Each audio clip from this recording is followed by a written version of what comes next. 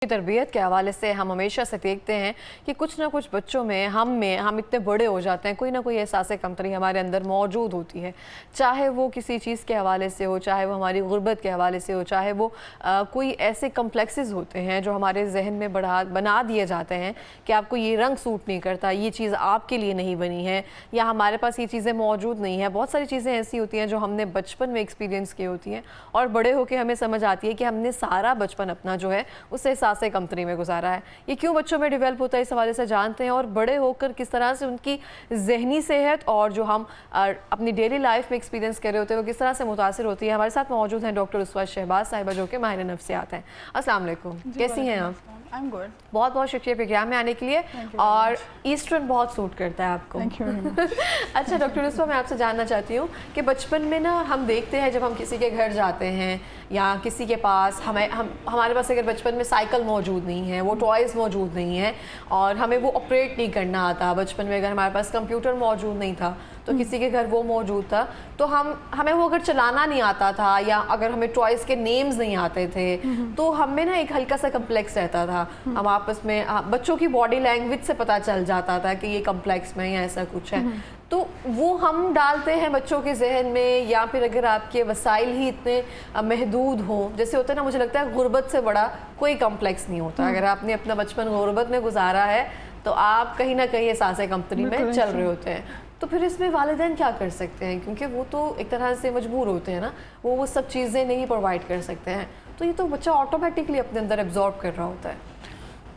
इसका सबसे जो कॉमन स्टेप है ना वो ये है कि आप अगर पेरेंट्स को ये पता है कि बच्चे जो हैं इस तरह के कॉम्प्लेक्स में जा सकते हैं या ऐसी कोई चीज़ वो देख रहे हैं या ऐसे वो फ्रेंड्स में उनका उठना बैठना है जिनके पास थोड़ा ज़्यादा अमाउंट में चीज़ें हैं या जिनके पेरेंट्स प्रोवाइड कर सकते हैं, तो कोशिश करें कि उनके साथ बच्चों का इंटरेक्शन कम रखें। और दूसरा इसका बहुत प्रैक्टिकल स्टेप ये होता है कि फॉर एग्जांपल जैसे मेरे भी बच्चे हैं तो वो कई दफ़ा ऐसे होता है कि आके कहते हैं कि वो वाली जो वीडियो गेम है वो मुझे चाहिए, and if that is 50,000 rupees तो मैं नहीं करूँगी वो। तो उस सूरत में मुझे उनको डांटना नहीं है, उस सूरत में मुझे उन्हें ये नहीं कहना कि मेरे पास पैसे नहीं है मैं आपको लेके नहीं दे सकती। उसका मतलब ये है कि we need a counselling there. एक जो है ना बहुत अच्छे से बैठ के पेरेंटल काउंसलिंग उनको ज़रूरत होती है कि आपके लिए आपकी इस एज में आपको ये चीज़ मिल जाएगी या आप अपनी लाइफ में ये टारगेट बना लो, then I buy this for you. तो आप बच्चों का जो माइंड है उसको डाइवर्ट कर सकते हैं क्योंकि parents are the best guides. तो आपको पेरेंट्स से अच्छा कोई गाइड, हमारे नॉर्मली पेरेंट्स का बिहेवियर ये होता है नहीं तुमने उसके घर नहीं जाना, उससे बात नहीं करनी, वो अच्छा लड़का नहीं है, या उसके पेरेंट्स तो बहुत पैसे खर्च करते हैं, वो तो उसकी आदतें ख़राब कर रहे हैं, इस तरह की चीज़ें। लेकिन बच्चे के माइंड के अंदर जो एक चीज़ स्टक हो गई है वो निकलेगी नहीं। तो ये डेवलप करता है आपके अंदर कि मैं किसी से कम हूँ या एहसास कमतरी का एहसास इसी से आ जाता है, और ये फिर बड़े होके एडल्ट एज में साइकोलॉजिकल डिसऑर्डर्स बन जाते हैं। अच्छा, मेरा बड़ा भाई था तो हमारे एक रिश्तेदार थे, वो उनके घर गया तो हमारे घर पे तब ना उस टाइम कंप्यूटर मौजूद नहीं था, तो उनके घर पे नया कंप्यूटर था जिसके माउस इलेक्ट्रिक और जो नए बच्चों के लिए सब चीज़ें आई होती हैं। तो उसको ना वो जो बच्चा था उसने कहा, वो अपनी सीट से खड़ा हो गया और मेरे भाई से कहा कि आप बैठ कर ऑपरेट करें।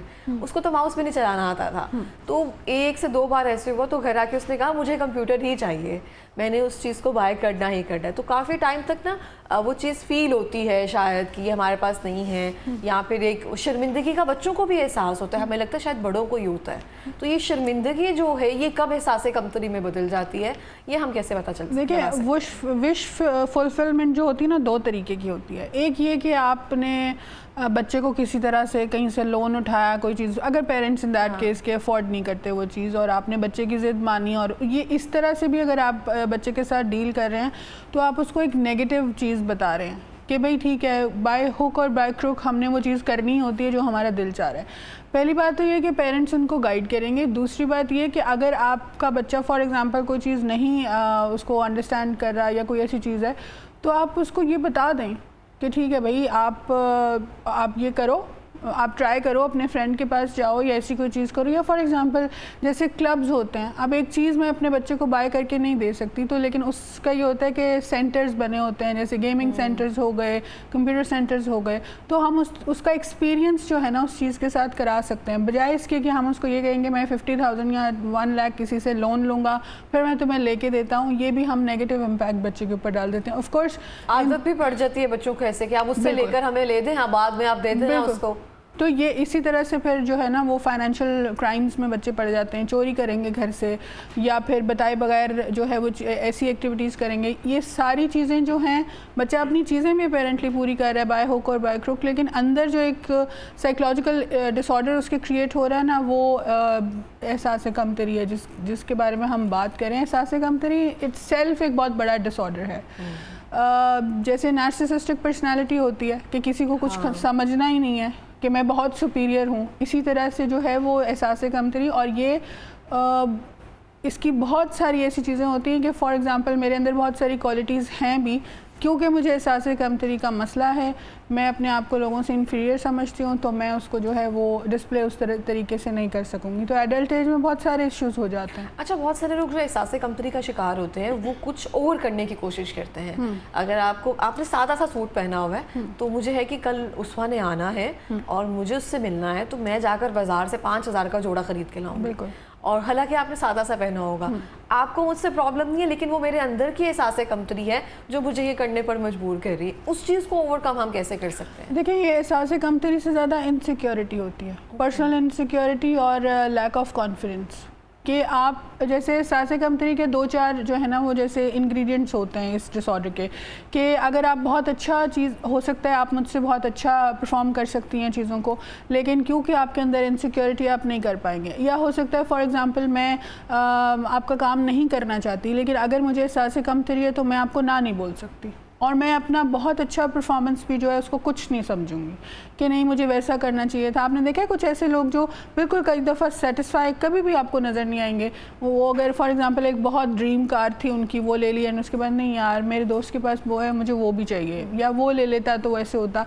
एक तो वो इंडिसाइसिव होते हैं, एक वो लैक ऑफ कॉन्फिडेंस का इशू उनके अंदर होता है, दूसरी बात ये होती है कि वो पर्सनली इंटरनली वो इनसिक्योर होते हैं, साइकोलॉजिकल इशू होता है ये कि मैं वो कभी भी आपको जो है ना वो सिक्योर नज़र नहीं आएंगे मेंटली, और कभी भी वो आपको उस तरह से कॉन्फिडेंट नज़र नहीं आएंगे। तो बेसिकली इसका प्रॉपर ट्रीटमेंट होता है। अच्छा, सही। अच्छा, बच्चों में ना अगर मैं देखूं अपने आप को, तो मुझे चंद रंग ऐसे थे जो मैंने सारे बचपन, मुझे लगता है कॉलेज लाइफ तक नहीं पहने। एक से बात को मैं रिपीट करती हूँ कि मुझे बता दिया गया था ये रंग सूट नहीं करते हैं। अब कोई रंग ऐसा नहीं है जो मैंने छोड़ा हो, उस चीज़ को ओवरकम किया कि मुझे लगा कि मैं अच्छी लग रही हूँ, बाकी कोई भी कुछ भी कह रहा है। तो बच्चों में ये भी चीज़ हम अडल्ट एज से डाल देते हैं ना, बचपन से डाल देते हैं उनके जहन में, ये रंग तुम्हारे लिए नहीं है, तुम काले हो, वो सांवले हैं, वो गोरी है ना इसलिए उस पर ये रंग ज़्यादा जचता है। तो ये भी एक एहसास कमतरी है ना जो हम बच्चों के जहन में रखते हैं, क्योंकि हम बच्चों को जो चीज़ें सिखा रहे हैं वो गलत है। ये पार्ट ऑफ पेरेंटिंग है कि हमें बच्चों को सेल्फ लव सिखाना होता है। सेल्फ लव का मतलब ये है कि I am the first one, मुझे पहले अपने आप को देखना है, मैं इस चीज़ में अच्छा लग रहा हूँ। और आपने देखा है माएँ कई दफ़ा कह रही होती हैं, जैसे मैं आपको अपने बेटे का एक बहुत छोटा सा वाक़या सुना देती हूँ। फुटबॉल खेलने जाता है वो, और वो उस वक्त गर्मियाँ थी बहुत शदीद, तो वो किसी उसके फ्रेंड ने कह दिया मिकाल तू काला हो गया। अच्छा, उसको इतना ज़्यादा इस चीज़ ने प्रॉब्लम किया कि वो आके उसने क्या किया, मेरा मेकअप का पूरा वैनिटी खोल के और वो क्रीम्स लगा रहा है कि मैं उसे कह रही हूँ कि मिकाल आपने ये तो नहीं किया, you're a boy, why are you doing this. तो उसने कहा कि मेरा जो वो दोस्त है ना स्पेसिफिक, उसने मुझे कहा मिकाल तू काला लग रहा है आज। तो ये उस चीज़ पे मैं उसको आराम से कह सकती थी कि ठीक है हाँ लगाओ, ऐसे हो गया वैसे हो गया। उसको लॉजिक बताना ज़रूरी है कि बाहर मौसम थोड़ा सख्त है, उसमें थोड़ा रंग जो है आपका दब जाता है या टैन हो जाते हैं हम, तो ये चीज़ उसको बात समझ आ गई। देन मैंने उसको कहा कि you need to fight back this comment, कि आपने अगर किसी ने आपको ये बात कही, तो ये चीज़ जो है पेरेंट्स को सिखाना बच्चों को बहुत ज़रूरी होती है, क्योंकि हम पेरेंट्स हैं या कोई भी पेरेंट्स हैं, वो अपने बच्चे को कॉन्फिडेंस अगर नहीं देंगे, कॉन्फिडेंस जो है ना वो घर की 4 दीवारी से शुरू हो जाता है। उसकी क्लासेस देना बहुत ज़रूरी, क्योंकि मैं अगर मेरी हाइट बहुत लंबी है, मैं बहुत अच्छी जॉब करती हूँ, मैं बहुत अच्छी थेरेपिस्ट हूँ, बट अगर मेरी माँ मुझे नहीं कहेंगी ना कि आपकी जॉब अच्छी है या आप अच्छा काम कर रही हैं, तो मैं कभी भी परफॉर्म नहीं कर सकती उस तरह से। तो confidence is with in you firstly, and उसके बाद ये आता विद इन यू कहाँ से आता है, वो आपके पेरेंट्स से आता है। और कई दफ़ा शुरू से पेरेंट्स ही ही वो- इतना, पेरेंट्स का ही कॉन्फिडेंस इतना शटर हुआ होता है। डॉक्टर साहब के पास कई दफ़ा ख़वातीन आती हैं अपनी बच्चियों को लेके कि इसका रंग गोरा कर दें। हाँ, और अक्सर ऐसे होता है। बच्चे की उम्र क्या है, 13-14 साल, और बाकायदा क्रीम्स लगवा रही होती है, जो खुद लगा रही होती है ना, ब्लीच करवा रही होती तो है। मतलब ये कि वो बच्ची का फॉल्ट नहीं है, वो माँ की इनसिक्योरिटी है कि उसमें डाल इसको गोरा होना ज़रूरी है क्योंकि उसको सोशल स्टैंडर्ड्स से मीट करना है। सोशल स्टैंडर्ड्स हम नहीं बनाए हैं, हमें ही पता है कि, और एक और चीज़ कि आप बीइंग ह्यूमन कभी भी अपनी कैपेसिटी से ज़्यादा मत कीजिए। जितना आपको पता है ये मेरी लिमिट है, बीइंग अ वुमेन भी, बीइंग अ मैन भी, ये मेरी कैपेसिटी है, ये मेरी लिमिट है, मैं इससे ज़्यादा नहीं कर सकता। जब हम अपने से ज़्यादा करने की कोशिश करते हैं ना, तो हमसे गलतियाँ होती हैं, गलतियाँ होंगी तो हमारा कॉन्फिडेंस शटर होगा, अब्यूजिंग होती है, फिर बहुत सारी और चीज़ें होती हैं। सो बेसिकली ये इट्स लाइक पेरेंट्स का बहुत ज़रूरी एक प्रोजेक्ट होता है कि बच्चों को कॉन्फिडेंट बनाएं वो। बिल्कुल इस तरह से है, लेकिन हम कई मामलात में ऐसे नहीं करते और बड़े होकर ना वो उन सब चीज़ों को साथ लेकर चल रहे होते हैं। अच्छा, मेरी बहुत सारी फ्रेंड्स हैं जिनको मैं जानती हूँ, मैं नेम नहीं लेना चाहूँगी। जैसे मैं तैयार हुई हूँ, मैं रेडी हूँ, बिल्कुल रेडी हूँ, किसी ने जानकर शरारतन मुझे कह दिया है ये रंग नहीं अच्छा लग रहा या मेकअप नहीं अच्छा लग रहा, मुझे होगा चलो ठीक है अब तो हो गया ना, खैर है जो भी है चलते हैं, वो चेंज करेंगी, उनको लगेगा वाकई अच्छा नहीं लग रहा। या फिर अगर वो उसी के साथ चले जाएंगी तो वो बैठी रहेंगी, वो उठेंगी नहीं वहीं से कि शायद मैं ठीक नहीं लग रही हूँ आज ना।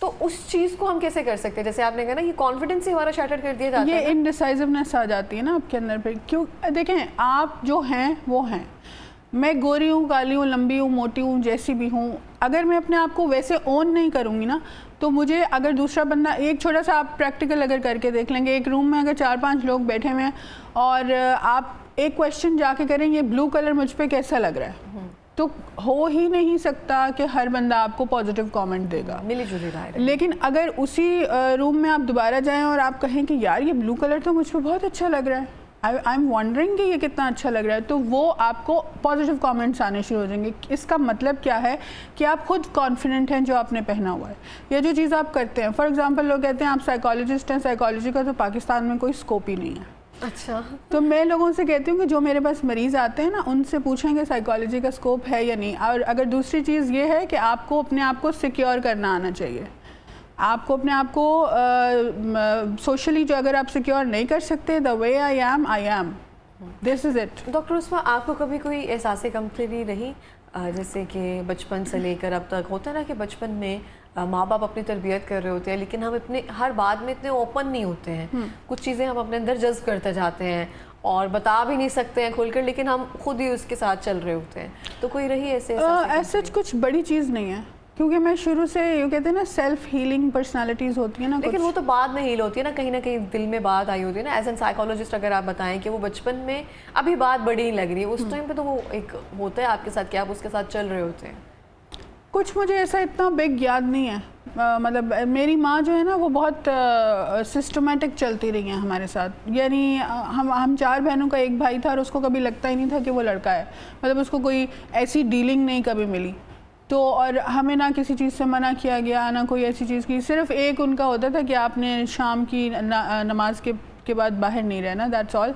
ये चीज़ बाकी ये कि शेयरिंग अच्छी थी, बल्कि हम ऐसे वाले बच्चे थे कि हम अपनी मदर को शेयर करते रहे, कुछ ऐसी चीज़ें थी। तो लेकिन मैं रात को अम्मी से कह रही थी, मैंने कहा कहीं से ना मुझे एक बात पता चली, मैंने कहा कि मेरा बहुत दिल कर रहा है मैं आपको बता दूं, लेकिन मुझे यकीन नहीं है आप पे कि वो आप उसको अपने तक रखेंगी। कहती मैंने किसको बताना है, हमारी आपस की बात है, लेकिन मुझे पता है वो बताएंगी।